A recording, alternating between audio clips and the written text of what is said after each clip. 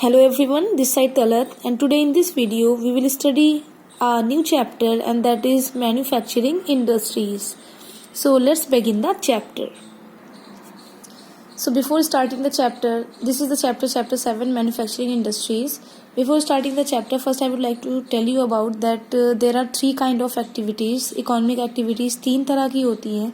First is primary activities, second is secondary activities, and third is tertiary activities. तो वो कोई भी product हमें जो प्राइमरी एक्टिविटीज़ से मिल रहा है, चाहे वो माइनिंग है, माइनिंग में हम किसी चीज़ को एक्सट्रैक्ट करके निकाल रहे हैं किसी मिनरल को, या एग्रीकल्चर से हम किसी चीज़ को प्रोड्यूस कर रहे हैं, उनसे मिलने वाला कोई भी प्रोडक्ट सीधे ही हम उसे यूज़ नहीं कर सकते, बिना प्रोसेसिंग के हम उसे यूज़ नहीं कर सकते. मीन्स माइनिंग में कोई मिनरल एक्सट्रैक्ट किया जा रहा है तो भी, एग्रीकल्चर में कुछ प्रोड्यूस किया जा रहा है तो भी पहले उसे प्रोसेस करना होता है, और प्रोसेसिंग के बाद उसे हम कन्वर्ट करते हैं. कन्वर्जन के बाद ही हम उस चीज़ों को यूज़ कर पाते हैं. फिर जो चीज़ें हमें मिलती हैं उन्हें हम यूजेबल प्रोडक्ट्स में कन्वर्ट करते हैं. प्रॉपर टेक्नोलॉजी के साथ, प्रॉपर मशीन्स को यूज़ करने के बाद वो चीज़ें जो हमें नेचर से मिलती हैं उनको हम अपने यूज़ करने लायक उन्हें बनाते हैं. देन ओनली वो हमारे यूज़ के लायक बनती हैं. The processing of raw material, जब हम किसी भी रॉ मटेरियल को प्रोसेस करते हैं और उससे एक फिनिश्ड प्रोडक्ट, एक तैयार किया हुआ सामान जो हमें उससे मिलता है, यानी रॉ मटेरियल्स को जब हम बनाते हैं उससे जो तैयार किया हुआ सामान मिलता है, उस सामान को तैयार करने में जिस प्रोसेसिंग को हम यूज़ करते हैं उस प्रोसेसिंग को मैन्युफैक्चरिंग कहा जाता है. उसके एग्जाम्पल्स हो सकते हैं लाइक जब हम कॉटन जो हमें मिलती है कॉटन पॉड से, जब हम उससे कपड़ा बनाते हैं, शुगर केन से जब हम शुगर बनाते हैं, और वुड पल्प को कन्वर्ट करके जब हम पेपर बनाते हैं, और मिनरल ऑयल से पेट्रोकेमिकल्स जब हम बनाते हैं, तो उसके लिए जो प्रोसेसिंग यूज़ की जाती है that is known as manufacturing. तो ये सीधे सारी चीज़ों का जो एग्जाम्पल हमने अभी पढ़ा, ये सारी चीज़ें हम सीधे ही इन्हें यूज़ नहीं कर सकते.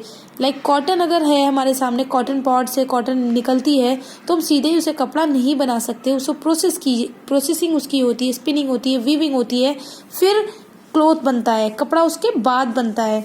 शुगर केन को भी प्रोसेस किया जाता है. सीधे ही आपको शुगर नहीं मिल जाती है, आप शुगर केन के पेड़ को तोड़ें, स्टेम को तोड़ें, आपको शुगर मिल जाएगी. प्रोसेसिंग के बाद शुगर बन पाती है. लाइक पेपर के साथ भी यही है. पेपर बनता किससे? ट्रीज से बनता है, और वो ट्रीज से सीधे ही पेपर नहीं मिल रहा होता कि आप जाएं तोड़ें और पेपर आपको मिल जाए. ट्रीज को काटा जाता है और उसके बाद उसका वुड पल्प, उसकी लकड़ी का पल्प बनाया जाता है, और उस पल्प को प्रोसेस किया जाता है और कन्वर्ट करके उसको पेपर बनाया जाता है. मिनरल ऑयल, जो क्रूड फॉर्म में हमें मिनरल ऑयल मिल रहा है ज़मीन से, उसको ड्रिल आउट करके वेल्स या ओशन से या सी से निकाला जाता है उसके सरफेस से.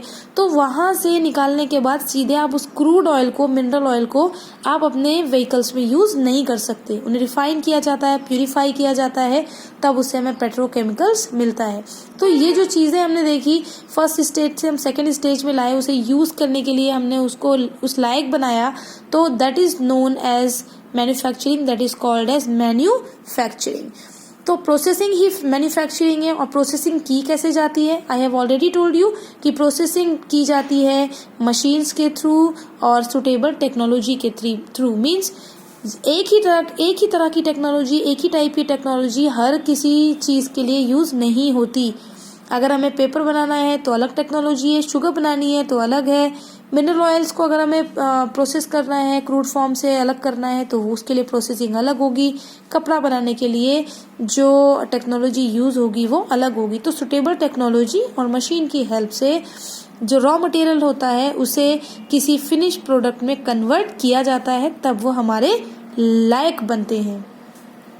Now our next topic is कि सबसे पहले इंडस्ट्रियल रिवोल्यूशन स्टार्ट हुआ था 18th सेंचुरी में ग्रेट ब्रिटेन में.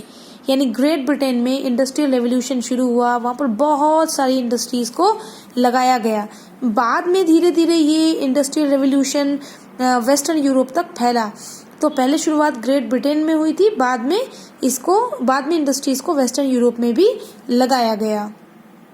और जब इंडस्ट्रियल रेवोल्यूशन शुरू हुआ तो उसकी वजह से बहुत सारी मॉडर्न फैक्ट्रीज़ डेवलप भी हुई, और जो मॉडर्न फैक्ट्रीज़ थी उनकी ग्रोथ भी काफ़ी हुई।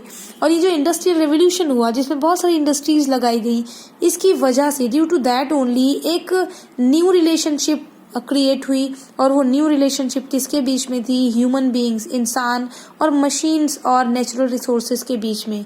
बिकॉज जो इंडस्ट्रियल रिवोल्यूशन शुरू किया गया, इंडस्ट्रियल रिवोल्यूशन के आने के बाद बहुत सारी इंडस्ट्रीज इस्टेब्लिश की गई और उन बहुत सारी इंडस्ट्रीज में बहुत सारी मशीन्स यूज़ की गई और बहुत सारा नेचुरल रिसोर्सेज जो हमारे थे एज ए रॉ मटेरियल उसमें यूज़ किए गए। तो एक न्यू रिलेशनशिप अभी सबके सामने थी और वो थी इंसान, मशीन्स और नेचुरल रिसोर्सेज के बीच में। Now our next topic is, जब कभी किसी जगह पर इंडस्ट्रीज लगाई जाती हैं या उन इंडस्ट्रीज में किसी चीज़ को मैन्युफैक्चर किया जाता है, तो सिर्फ मैन्युफैक्चरिंग ही नहीं होती बल्कि मैन्युफैक्चरिंग अकेले ना होकर कई सारी चीज़ों उसके साथ रिलेटेड होती है, कई सारे ऑक्यूपेशंस पर डिपेंड करती है। लाइक अगर रॉ मटेरियल चाहिए तो रॉ मटेरियल के लिए भी इंडस्ट्रीज को किसी और ऑक्यूपेशन पर, चाहे वो फॉरेस्ट हो, एग्रीकल्चर हो, उन पर डिपेंड रहना होगा रॉ मटेरियल लेने के लिए। और अपने वर्कर्स के लिए फूड चाहिए तो वो कहाँ से मिलेगा? ऑब्वियसली एग्रीकल्चर से मिलेगा। और जो वो सामान, जो प्रोडक्ट, जो गुड वो तैयार करेंगे उसके लिए उन्हें मार्केट भी मिलना चाहिए। तो मैन्युफैक्चरिंग अकेले काम नहीं करती बल्कि ये कई सारी चीज़ों के ऊपर डिपेंड होती है। Manufacturing also helps to remove poverty and employment. और जब किसी जगह कोई इंडस्ट्री लगाई जाती है और वहाँ पर कोई चीज़ मैन्युफैक्चर की जाती है तो उस मैन्युफैक्चरिंग में बहुत सारे लोग इन्वॉल्व होते हैं, बहुत सारे लोगों को एम्प्लॉयमेंट मिलता है। और जब एम्प्लॉयमेंट मिलता है तो उससे पॉवर्टी मीन्स गरीबी और अनएम्प्लॉयमेंट दूर होता है। तो इंडस्ट्री लगने के बाद, मैन्युफैक्चरिंग स्टार्ट होने के साथ गरीबी और अनएम्प्लॉयमेंट भी खत्म होता है। This is the position of developed Nations. इसलिए जितने भी डेवलप नेशंस हैं, अगर वो वर्ल्ड पावर के रूप में जाने जाते हैं, उन्हें जाना जाता है कि वो पूरे वर्ल्ड में वो कुछ कंट्रीज ऐसे हैं जो डेवलप्ड हैं और साथ के साथ उन्हें वर्ल्ड पावर की तरह से जाना जाता है, तो उनकी भी, वो भी कहीं ना कहीं एक हद तक, बहुत हद तक वो अपने कंट्री का जो मैन्युफैक्चरिंग सेक्टर है उसके डेवलपमेंट के ऊपर वो डिपेंड करते हैं। यानी कोई भी कंट्री, कोई भी डेवलप कंट्री का, अगर किसी भी कंट्री का अगर मैन्युफैक्चरिंग सेक्टर बहुत डेवलप्ड है, अच्छा है और काफ़ी अच्छी ग्रोथ है, तो वो एक डेवलप कंट्री बन सकता है और उसकी ग्रोथ भी काफ़ी अच्छी होगी।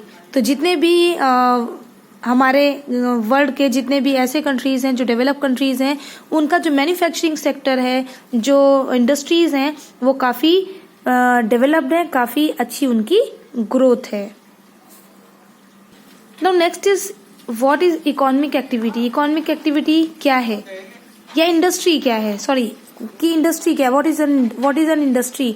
तो कोई भी इकोनॉमिक एक्टिविटी जिसमें किसी भी सामान को प्रोड्यूस किया जाता है, जिसमें किसी भी सामान को मैन्युफैक्चर किया जाता है, that is called as an industry.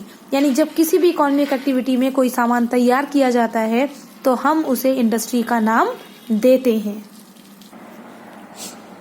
तो इसका मतलब ये नहीं हुआ कि अगर कोई चीज़, किसी इकोनॉमिक एक्टिविटी में कोई चीज़ बनाई जा रही है तो ही हम उसे इंडस्ट्री कहेंगे, बल्कि मिनरल्स के एक्सट्रैक्शन को या किसी सामान के बनाने को या किसी सर्विस को भी हम जब प्रोवाइड कराते हैं, किसी को कोई सर्विसेज भी देते हैं, then also that is known as industries.